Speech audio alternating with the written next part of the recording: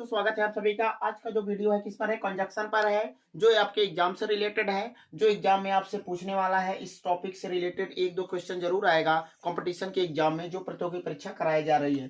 तो कंजक्शन मतलब होता है क्या है, संबंध बोधक। संबंध बोधक मतलब संबंध दर्शाना, दो वाक्यों के बीच में जोड़ने के लिए जो वर्ड यूज किया जाता है उसे क्या कहेंगे, कंजक्शन कह सकते हैं आप। तो संबंध बोधक मतलब यहाँ आपको संबंध दर्शाने के लिए यूज किया जाएगा। तो कुछ निश्चित वर्ड हैं कंजक्शन में जो अपने साथ निश्चित क्या करते हैं, वर्ड लेते हैं, उसके अलावा दूसरा वर्ड उनके साथ नहीं यूज किया जाता है। तो कौन कौन से वर्ड हैं उसके बारे में आपको इस वीडियो में बताने वाला हूं। उम्मीद करेंगे कि आपको समझ में आएगा।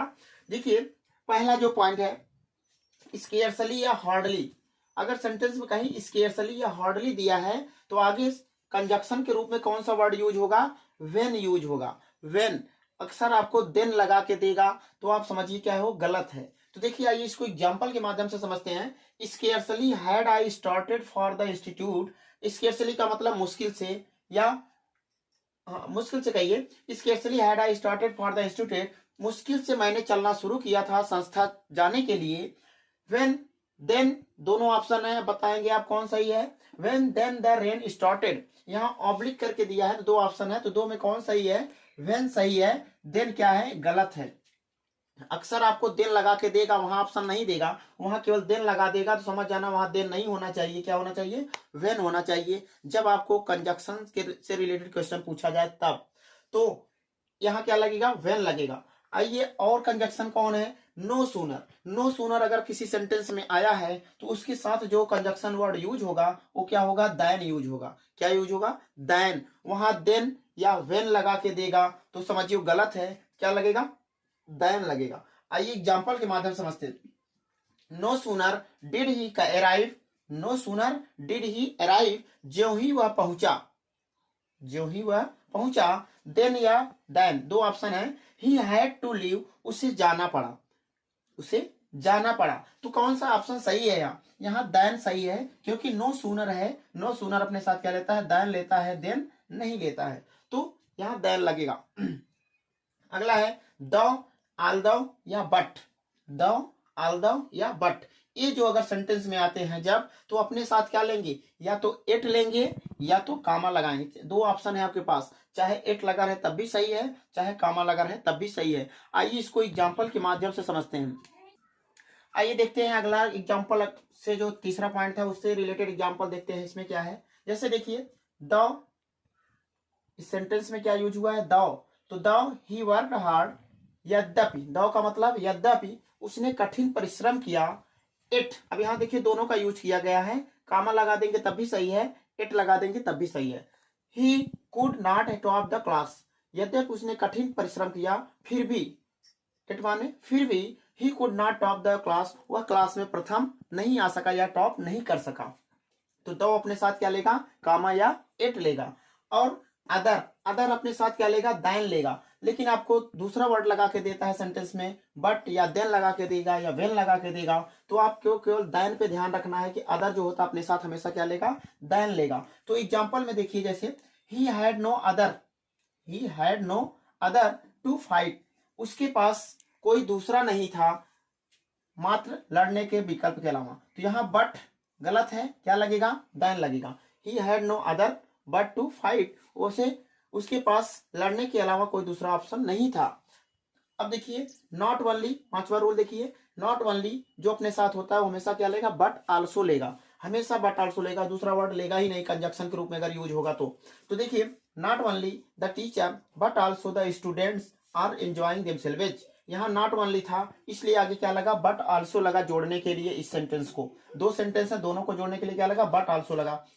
तो नॉट ओनली अपने साथ क्या लेगा, हमेशा बट आल्सो लेगा। आइए कुछ और एग्जांपल देखते हैं और कुछ नियम देखते हैं। आइए देखते हैं अगला एग्जांपल।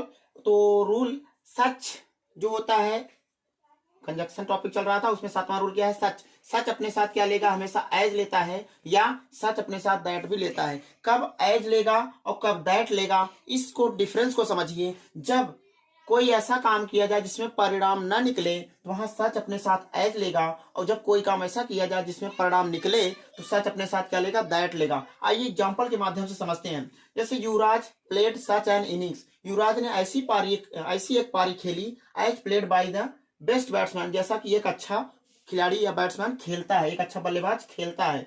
तो यहाँ क्या हो, उसकी गुण बताया जा रहा है, परिणाम नहीं बताया जा, परिणाम कोई नहीं निकल रहा है। लेकिन अगले वाले में, इसलिए यहां सच के बाद क्या लगा, एज लगा। और अगला क्या है, Yuvraj played such an innings that he took the match away from the opposition, Yuvraj ने ऐसा पारी खेला कि उससे मैच जो है अपोजिशन यानी विपरीत वाले से क्या किया, उसको अपने पक्ष में ले आया, यानी जिता दिया। तो यहाँ सच के बाद क्या लगा, दैट लगा। तो सच अपने साथ एज कब लेगा और सच अपने साथ दैट लेगा कब लेगा, मैंने आपको बताया। आइए अगला रूल देखते हैं, बोथ। बोथ अपने साथ क्या लेगा, हमेशा एंड लेता है। तो देखिए both Amit as well as and, अब यहाँ दो ऑप्शन है, तो एज वेल एज क्या होगा, गलत होगा, यहाँ क्या लगेगा, एंड लगेगा। Both Amit and his friends are coming, his friends are coming, तो वर्ब जो होता है अपने पास में आने वाले सब्जेक्ट के हिसाब से लगेगा, यहाँ आर लगा, तो बोथ अपने साथ क्या लेगा, एंड लेगा, एज वेल एज नहीं लेगा।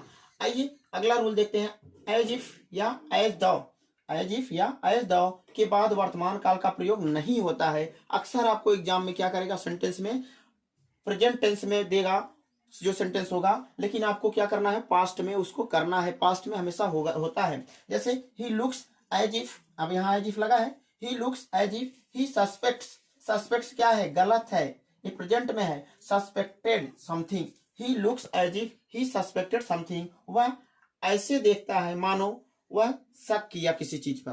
तो यहाँ क्या है, एज इफ अपने साथ क्या क्या लेगा, हमेशा अगले आगे जो सेंटेंस रहेगा वो पास्ट में रहना चाहिए। आइए देखते हैं नेक्स्ट, आइए देखते हैं 10वां रूल क्या कह रहा है, लिस्ट। लिस्ट अपने साथ कौन सा वर्ड लेगा, शुड लेता है हमेशा, और लिस्ट के साथ दूसरा वर्ड लगा के आपको सेंटेंस में देगा। तो अगर आपसे इरर पता करने के लिए कह रहेगा तो वहां पता कर लेना, शुड के स्थान पर दूसरा वर्ड रहेगा तो शुड वहां होना चाहिए अगर लिस्ट यूज हुआ है सेंटेंस में। तो देखिए work hard list you should fail, और एक बात, लिस्ट एक निगेटिव वर्ड है, यह अपने साथ कोई दूसरा निगेटिव वर्ड नहीं लेता है। तो work hard list you should fail, तो यहाँ लिस्ट लगा था, इसलिए आगे क्या लगा, शुड लगा। आइए देखते हैं वेदर। वेदर अपने साथ क्या लेता है, हमेशा आर लेता है। 11 नंबर रूल जो कह रहा है, वेदर जो होता है हमेशा साथ अपने साथ क्या लेगा, आर लेगा। एग्जाम्पल में देखिए, I don't care whether they go or stay, I don't care, whether लगा है यहाँ, तो आगे क्या लगा है, और लगा है। Whether they go or stay, कि वे जाएं या रुके, मुझे कोई परवाह नहीं है, मैं कोई परवाह नहीं करता कि वे जाएं या रुके। अब अनटिल और अनलेस, अनटिल का प्रयोग कहाँ होता है, अनटिल का प्रयोग अर्थ होता है जब तक नहीं, ये हमेशा समय के लिए यूज होता है। और अनलेस का प्रयोग जो होता है ये कंडीशन के लिए यूज होता है, शर्त के लिए यूज होता है। जब जहां कंडीशन व्यक्त करना हो, शर्त रखना हो, तो वहां अनलेस का यूज होता है। जैसे देखिए example, they can not do well unless they work hard, they can not do well, वे अच्छा नहीं कर सकते, अनलेस दे वर्क हार्ड, यदि वे कठिन परिश्रम नहीं करते हैं। निगेटिव वर्ड दोनों है, लेकिन ये अपने साथ क्या करता है, ये कंडीशन के लिए यूज होता है, और अनटिल जो होता है वो समय दर्शाने के लिए, जहां समय का बोध कराना हो तब वहां अनटिल लगेगा। आइए देखते हैं एल्स। एल्स अपने साथ क्या लेता है, बट लेता है। एल्स अपने साथ क्या लेगा, बट लेता है हमेशा। तो देखिए एग्जांपल में जैसे यूज कैसे करेंगे इसको, I want nothing else but to meet her, मैं कुछ नहीं चाहता, आई वॉन्ट नथिंग, मुझे कुछ नहीं, मैं कुछ नहीं चाहता, else but to meet her, मात्र उसके मिलने के अलावा। तो यहाँ एल्स था, इसके लिए इसके साथ क्या लगा, बट लगा। तो ये था कंजक्शन टॉपिक। कंजक्शन मतलब संबंध बोधक टॉपिक था। तो इसमें आपको वाक्यों को जोड़ना सिखाया गया, और कौन सा वर्ड अपने साथ कौन सा वर्ड लेता है इसको सिखाया गया। तो कैसा लगा आपको वीडियो, कमेंट करिए। यदि आपको अच्छा लगा हो वीडियो, यदि आपको समझ में नहीं आया हो तो आप कमेंट करके इसमें आप पूछ सकते हैं। तो मिलते हैं आपसे अगले वीडियो में नए टॉपिक के साथ, तब तक आपसे अनुमति लेता हूँ, धन्यवाद।